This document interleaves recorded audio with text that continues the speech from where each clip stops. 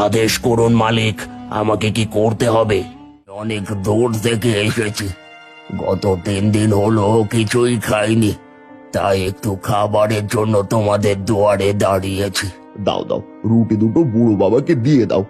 আমরা না হয় আজ না খেয়েই থাকবো। হ্যাঁ, এই নিন। এই বুড়ো বয়সে 3 দিন না খেয়ে থাকা যায়?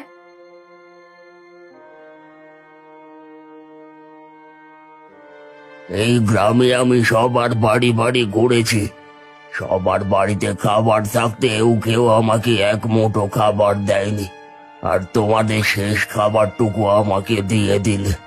তোমাদের মতো মানুষ হয় না, তোমরা গরিব হলেও তোমাদের মনটা অনেক বড়, এই জন্য তোমাদেরকে আমার কিছু দেওয়া দরকার।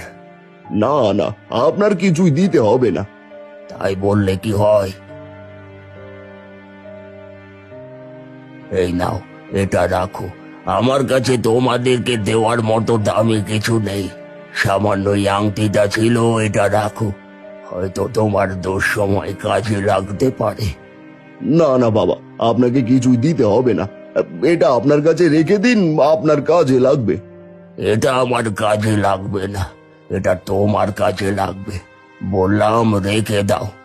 ঠিক আছে, দিন।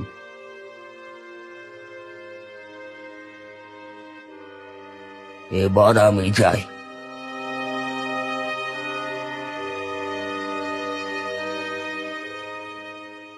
ওগো, 2টো রুটি ছিল, তা তো ওই বুড়ো বাবাকে দিয়ে দিলে। এখন কি না খেয়ে মাঠে যেতে পারবে? মাঠে গিয়ে বা কি করবো গিন্নি? বৃষ্টির অভাবে তো কোনো ফসল হবে না, এবার আমাদের না খেয়ে মরতে হবে। ওসব অলক্ষণের কথা বলো না তো। উপরওয়ালা চাইলে একভাবে না একভাবে আমাদেরকে বাঁচাবেন। চলো, এবার ঘরে চলো।